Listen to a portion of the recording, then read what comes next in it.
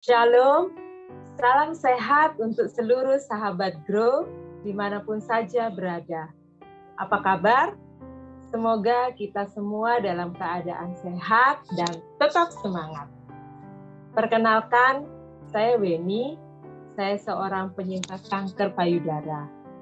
Kanker adalah satu kata yang menjadi momok yang menghancurkan dan memukul hati siapapun yang merasakan, termasuk saya.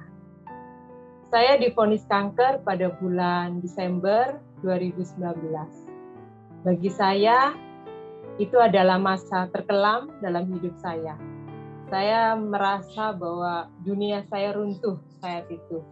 Muncul rasa tidak percaya, penyangkalan, tidak bisa menerima kenyataan, kenapa kok harus saya? Saya bertanya kepada suami saya, apakah dosa saya begitu besar sehingga saya mendapatkan sakit seperti ini? Suami saya menegur saat itu untuk tidak berpikir seperti itu. Dia mengingatkan saya akan kisah Ayub. Ayub adalah seorang yang jujur, dia setia kepada Tuhan, menjauhi kejahatan, tapi banyak ujian yang datang dalam kehidupannya.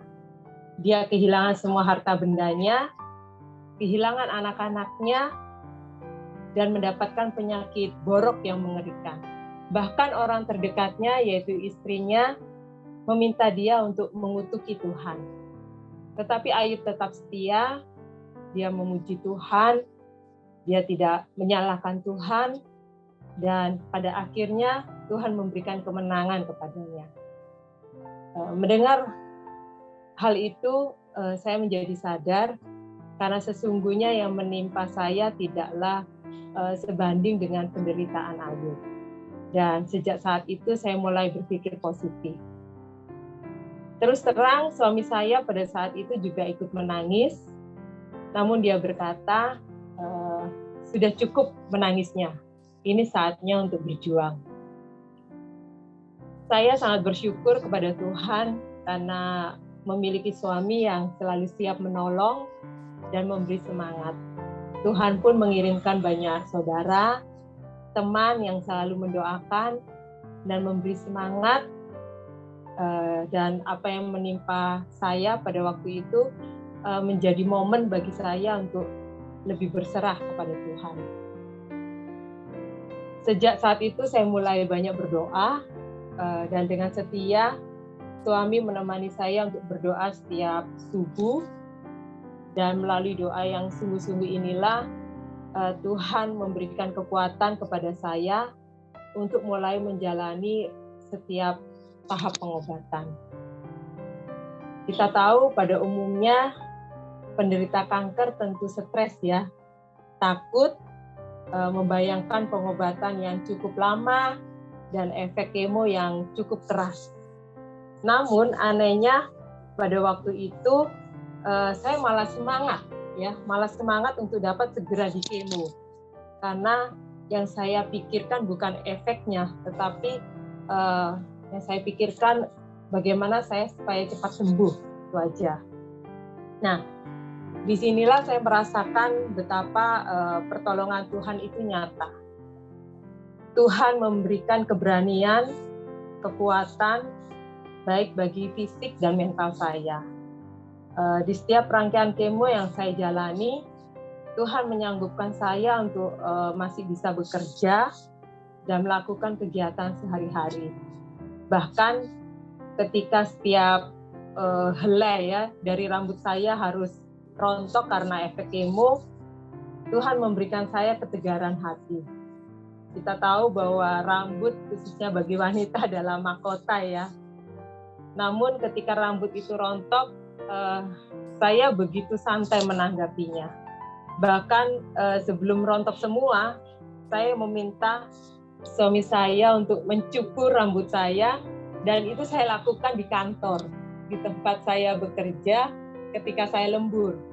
Karena saya tidak ingin anak dan mertua saya menyaksikan rambut saya dicukur, karena saya tidak ingin mereka merasa sedih. Nah, di keadaan saya yang gundul itu, Tuhan memberikan sukacita bagi saya. Saya sangat bersyukur di tempat saya bekerja, saya dikelilingi oleh banyak teman-teman yang baik dan memperhatikan saya. Jadi mereka begitu semangat memberikan saya topi, ya, memberikan saya kerudung yang indah-indah dan mendandani saya bahkan pada waktu itu. Mereka selalu berusaha supaya saya gembira, sehingga seringkali saya merasa saya lupa pada waktu itu bahwa saya menderita kanker. Namun ada juga titik ya di mana efek kemo itu begitu sangat mempengaruhi fisik dan jiwa saya. Bahkan saya sempat diopname pada waktu itu. Namun Tuhan tidak pernah tinggal diam. Tuhan tidak pernah meninggalkan saya. Tuhan selalu menguatkan saya melalui suami, saudara, teman yang terus mendukung dan mendoakan saya. Sehingga serangkaian kemo pun dapat saya jalani dengan baik dan lancar. Lalu tibalah pengobatan tahap kedua ya yang harus saya lalui, yaitu radiasi. Awalnya saya mendaftar radiasi ini di Rumah Sakit RSAL ya Angkatan Laut. Namun karena BPJS maka antriannya cukup lama, yaitu kurang lebih 5-6 bulan. Sambil menunggu antrian, tiap bulannya saya tetap melakukan kontrol ya rutin ke dokter onkologi saya. Namun ketika sampai bulan yang ketiga, saya belum juga mendapatkan panggilan untuk radiasi.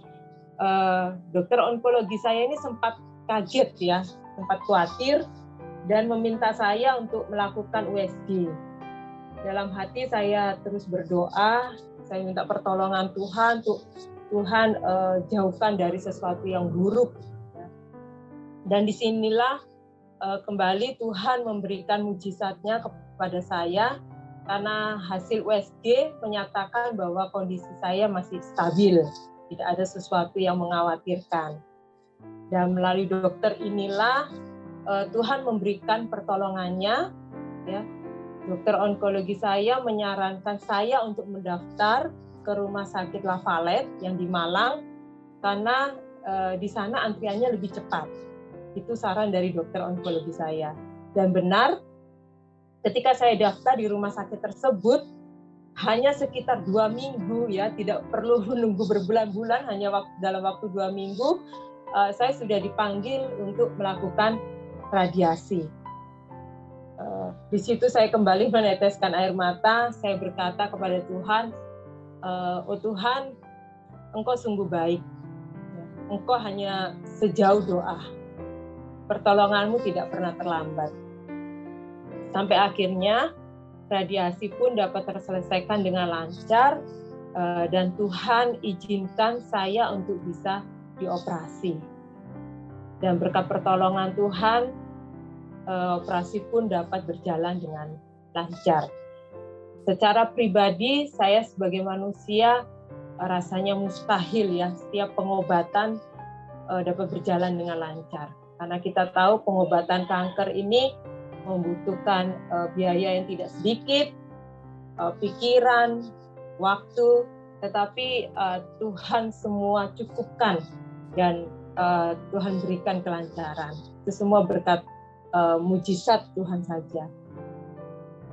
Untuk sahabatku Grow dimanapun saja berada, ketika hal ini Tuhan izinkan terjadi kepada saya, awalnya tentu sulit bagi saya. Namun dengan berjalannya waktu, saya sangat bersyukur karena saya mendapatkan banyak pelajaran. Yang pertama, saya belajar menghargai kehidupan ini. Karena sesungguhnya setiap detik kehidupan kita adalah anugerah Tuhan.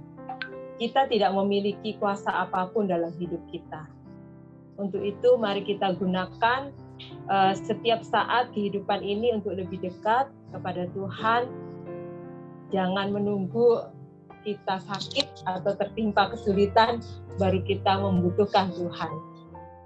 Yang kedua, saya belajar percaya dan yakin sepenuhnya akan kuasa pertolongan Tuhan. Bahwa sesungguhnya Tuhan itu selalu ada bersama kita, baik dalam keadaan suka maupun susah. Jadi jangan pernah kita meragukan Tuhan.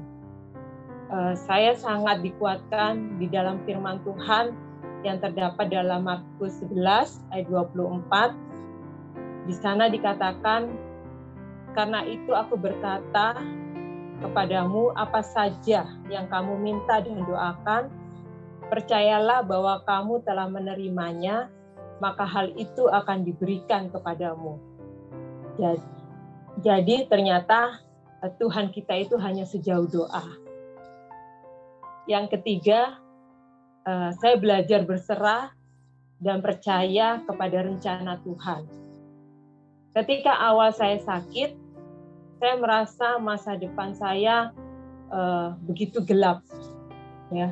Yang terbayang dalam pikiran saya hanyalah kematian. Saya bertanya kepada Tuhan waktu itu, Tuhan, apa rencanamu dengan sakit saya ini? Saya masih ingin hidup untuk suami, orang tua saya tentu juga membutuhkan saya, anak-anak saya juga masih dalam masa pertumbuhan. Ya. Saya juga masih ingin melayani Engkau, saya katakan seperti itu. Ketika saya berdoa, terus saya mengungkapkan apa yang menjadi pergumulan saya, Tuhan mengingatkan saya akan firman-Nya yang terdapat dalam Yeremia 29 ayat 11. Di sana dikatakan, sebab aku ini mengetahui rancangan-rancangan apa yang ada padaku mengenai kamu. Demikianlah firman Tuhan, yaitu rancangan damai sejahtera dan bukan rancangan kecelakaan, untuk memberikan kepadamu hari depan yang penuh harapan. Dari situ saya mendapatkan jawaban Tuhan, bahwa rancangan yang Tuhan berikan dalam hidup kita adalah sesuatu yang pasti, ya, sesuatu yang pasti yang akan selalu membawa kebaikan untuk kita, bukan rancangan yang buruk, ya, bukan rancangan kecelakaan. Saya yakin bila mana hal ini Tuhan izinkan terjadi dalam hidup saya yakin itu yang terbaik bagi saya. Saya bersyukur melalui sakit ini Tuhan memberikan kesempatan bagi saya untuk lebih setia kepadanya, lebih banyak menggunakan waktu untuk melayani dan menyembah Dia, dan Tuhan juga memberikan kesempatan bagi saya untuk merubah pola hidup saya yang dulunya kacau, ya, dan tidak sehat, untuk memiliki pola hidup yang sehat. Jadi yang perlu kita lakukan hanyalah selalu yakin bahwa rencana Tuhan adalah selalu indah bagi kita. Demikianlah kesaksian saya kali ini. Mungkin ada di antara saudara-saudaraku Grow ya saat ini yang mungkin juga sedang mengalami sakit ataupun kesusahan. Percayalah bahwa Tuhan itu selalu dekat dengan kita. Dia hanya sejauh doa, dan kita tidak berjuang sendiri dalam kesulitan kita. Tuhan akan selalu bersama dengan kita, dan izinkanlah Tuhan berkarya dalam hidup kita. Tuhan memberkati.